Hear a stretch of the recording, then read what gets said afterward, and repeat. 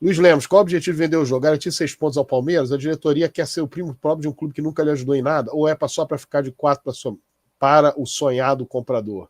Esse também é um problema, porque o Vasco vai mostrando, à medida que o tempo vai passando, que não tem jeito, não tem jeito, não tem jeito. Mais uma vez, lembra do Salgado lá em 2022? Não tem jeito, não tem jeito, não tem jeito, não tem jeito, então tem que vender. O torcedor tinha que fazer exatamente o contrário. Ele falou, cara, você está aí para dar jeito. Você foi eleito para dar jeito, você não foi eleito para vender. Mas aí a lógica, eu vou vender, vai resolver tudo, é um outro erro conceitual, e isso atrapalha quem? O Vasco. O Vasco, que você, torcedor do Vasco, quer que ganhe. O Vasco, que você, torcedor do Vasco, quer que vença, quer que supere seus adversários. Essa lógica que está sendo composta para você engolir, ela só atrapalha o Vasco. Sérgio, o maior rival do Vasco é o Vascaíno. É ele quem coloca esses caras na presidência. Sem dúvida, isso é um problema, porque você vai continuando o mesmo modelo de pensar Vasco na presidência. O único clube que teve jogador médico, agiota e agora ex-jogador comentarista da Globo. Aí eu não sei exatamente quem ele está falando, mas tá a opinião dele. Ex-jogador comentarista da Globo. Mas a questão é a seguinte, a questão ela tangencia um ponto em que aquilo que o Vasco vivenciou e modificou o histórico do Vasco, que foi a presença dessa figura que se tornava ou a favor ou contra, que foi o Eurico Miranda, isso acabou levando a que qualquer coisa, dentro da lógica de quem estava do outro lado, valia. O Roberto Dinamite valia, se fosse Edmundo valia, se fosse Pedrinho valia, se fosse, independentemente de quem quer que fosse. Então foi uma lógica. Depois do falecimento dele, a outra lógica ficou a seguinte, vocês lembram da venda do Vasco? Se o Casaca é contra a venda, eu sou a favor.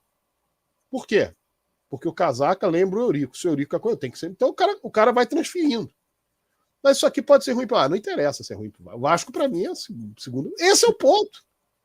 E no final, esse cara que está com esse discurso, ele vai sofrer tanto quanto eu, quanto o Dário. Espero eu, né?